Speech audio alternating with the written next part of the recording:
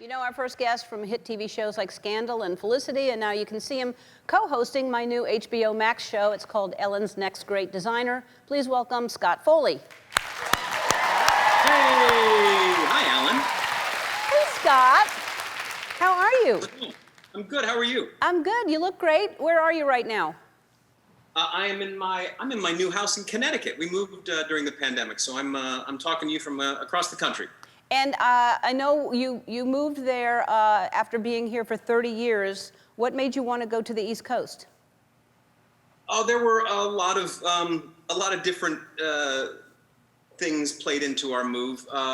You know, raising kids somewhere outside of Los Angeles, a lot of fires. I'm going to be honest with you, a little bit of the weather. The weather made me want to move to the East Coast. Uh-huh. How is the weather? But it's freezing there. You prefer the snow.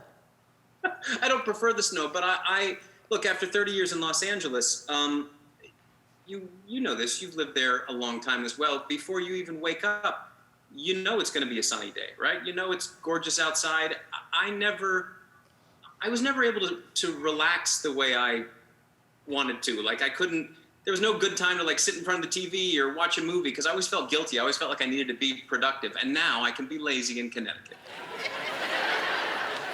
Well, I know where someone's daughter is moving. Hello. That's the mattresses out. So I heard you took an RV across country to get to the new house, which that sounds like fun. Oh, come on, don't do that. Yes, it was so much fun. It was, look, it was the COVID, right? And we didn't want to fly. There's the beautiful RV. That's, we named her Big Booty Judy because she's hard to back up.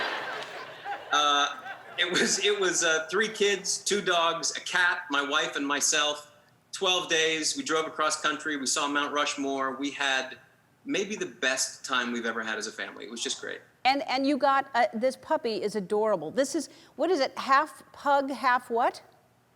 It's a spug, so it's a Cocker Spaniel pug mix. Weird that I'm wearing the same thing there that I am now.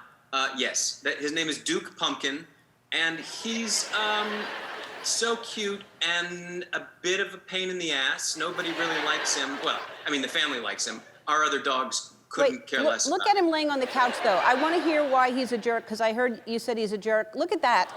That's hilarious. I mean... Well, and that is why he's a jerk. I mean, just too comfortable. He hadn't been in the house for 3 weeks, and he's already taken up my spot. Like, what is that? It's ridiculous. I think that's one of the cutest dogs I've ever seen in my entire life. You grew up all over the world, which I did not know. You lived in Australia as a kid, which I did not. Does Portia know you lived in Australia? Yeah, we had, you know, when we spent a few seasons on Scandal together, and there was enough downtime that I bothered her about a lot of things. One of them was like, hey, you know, I lived in Australia. And she was like, yeah, that's great. She couldn't care less. But yes, we talked about it. I spent almost 4 years there and had really fond memories. I mean, for the most part, it was great. I did have an issue at one point. You know, it's famous for its beaches, and I think I was 6 or 7 years old, and we were at Bondi Beach, and we were swimming, and they have these things called, these jellyfish called blue tails, and they're these stinging jellyfish, and I was in the water, and I got one of their blue tails wrapped around my leg. So I got stung by a jellyfish, but that's really the only bad thing that happened to me in Australia. Wow. Yeah, everything they say, anything that can kill you lives in Australia. They have a lot of dangerous things. That sounds horrible. Did someone urinate on you? Because that's what's supposed to happen. Yes. Yeah. Someone totally peed on my leg. Yeah. We were, you know, my dad pulled me out, and the lifeguard came over, and everyone was sort of looking around, and I was crying in pain, and a random dude peed on my leg. Yeah. You know, I heard that's not actually something that helps, but people still do it. I'm going too far down this path. Before the pandemic, you moved your family to Prague for a year. How was that?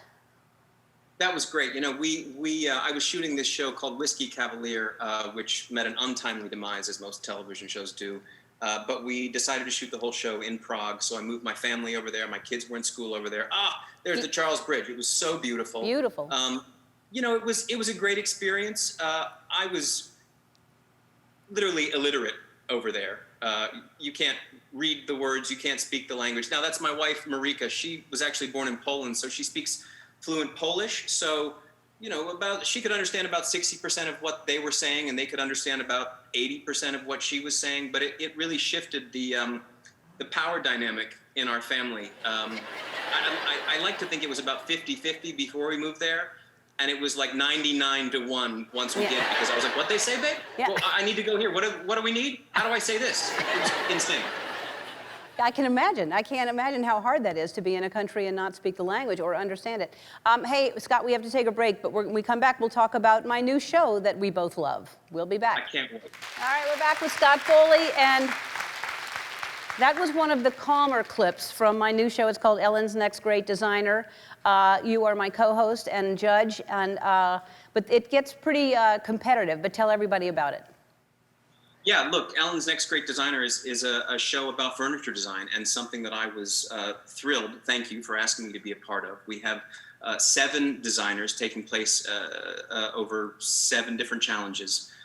We crown one winner who wins $100,000 and the title of being Ellen's Next Great Designer. There I am. You can see me with with a table, but my brilliant co-judges, Bridget Romanek and Fernando Mastrangelo, we had a great time shooting this. And furniture design and building things is something I'm passionate about, so I was thrilled to be a part of this, Ellen. Thank you. Yeah, well, that's why I wanted you. I know that you build things, and you're really good at it. What have you been building lately? Oh, funny you should ask. This is my second to most recent thing. I don't know if you can see it. It's a shelf that I built. My 8-year-old, now 9-year-old as of yesterday, son had a bunch of. He had the top bunk above his brother, and he had a bunch of books like in his bed.